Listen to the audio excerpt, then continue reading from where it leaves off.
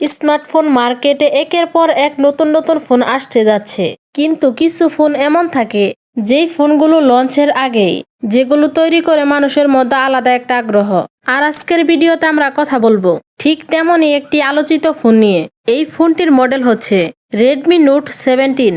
এই ফোনটি নিয়ে ইতিমধ্যে নানা ধরনের আলোচনা শুরু হয়েছে। কেমন হবে এর ডিজাইন, কতটা শক্তিশালী হবে এর পারফরমেন্স, এবং ক্যামেরা কি দিতে পারবে ফ্ল্যাগশিপ লেভেলের অভিজ্ঞতা।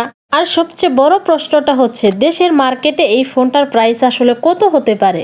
আজকের এই ভিডিওতে আপনারা জানতে পারবেন রেডমি নোট 17 এর ফুল স্পেসিফিকেশন, এবং এই ফোনটা আপনার জন্য আসলে কতটা পারফেক্ট হবে সেটাও জানতে পারবেন আজকের এই ভিডিওতে। তাই ভিডিওটা স্কিপ না করে শেষ পর্যন্ত দেখার অনুরোধ রইল। সো মূল ভিডিওতে যাওয়ার আগে রিকোয়েস্ট থাকবে চ্যানেলটা সাবস্ক্রাইব করে রাখার।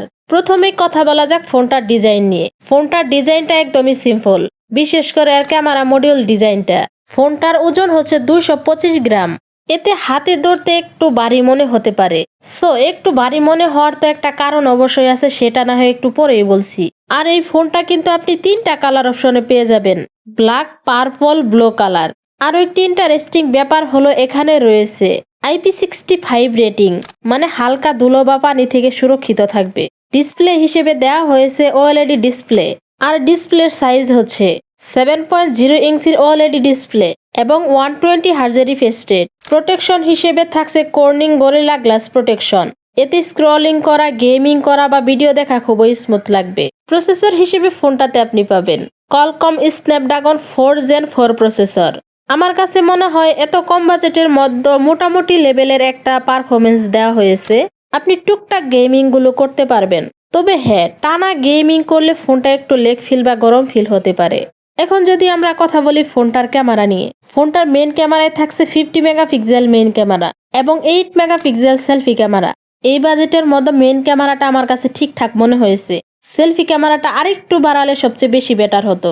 র্যাম হিসেবে ফোনটাতে আপনি পাবেন 6GB র্যাম এবং 128GB স্টোরেজ। এখানে যদি 6GBর জায়গায় 8GB দেওয়া হতো তাহলে আরো বেশি ভালো হতো, আর এই স্টোরেজটা একটু বাড়িয়ে দিলে ভালো হতো। যাই হোক, এখন কথা বলা যাক ফোনটার সবচেয়ে বড় হাইলাইটেড বিষয়টা নিয়ে। এই ফোনটার সবচেয়ে বড় প্লাস পয়েন্ট হচ্ছে এর ব্যাটারি। এখানে আপনি পাবেন 8000 mAh এর বিশাল ব্যাটারি, মানে একবার ফুল চার্জে অনায়াসে 2 দিন ব্যাকআপ পেয়ে যাবেন। চার্জের কোনো টেনশন করতে হবে না, খুবই অল্প সময়ের মধ্যেই কিন্তু ফোনটা ফুল চার্জ হয়ে যাবে। অন্যান্য ফিচারের কথা বললে এখানে আপনি পাবেন 5G support, dual SIM, NFC, wifi, Bluetooth এবং USB Type-C কেবল, ফিঙ্গারপ্রিন্ট সেন্সর এবং face unlock system. So viewers, এই ছিল ফোনটার ফুল ডিটেলস। এখন কথা হচ্ছে দেশের মার্কেটে এই ফোনটার প্রাইস কত হতে পারে। বাংলাদেশের মার্কেটে ফোনটার প্রাইস হতে পারে প্রায় 22 থেকে 25,000 টাকার মধ্যে। এই বাজেটের মধ্যে ফোনটা আমার কাছে মোটামুটি সব দিক দিয়ে পারফেক্ট মনে হয়েছে, তবে স্টোরেজের জায়গা আর র্যামের জায়গাটা একটু কমতি রয়েছে। আরও একটি ব্যাপার হচ্ছে যে সেলফি ক্যামেরাটা আরেকটু বাড়িয়ে দিলে আরো বেশি বেটার হতো। দেশের মার্কেটে এই ফোনটি এখনো আসেনি, তবে অল্প কিছু দিনের মধ্যে আসার সম্ভাবনা রয়েছে। আশা করি বুঝতে পারছেন। ফোনটা আপনাদের কাছে কেমন লাগলো কমেন্টে জানাতে পারেন। ভিডিওটা ভালো লাগলে একটা লাইক করবেন, আর প্রতিনিয়ত এরকম নিউ ফোনের রিভিউ ভিডিও পেতে আমাদের চ্যানেলটা সাবস্ক্রাইব করে রাখতে পারেন।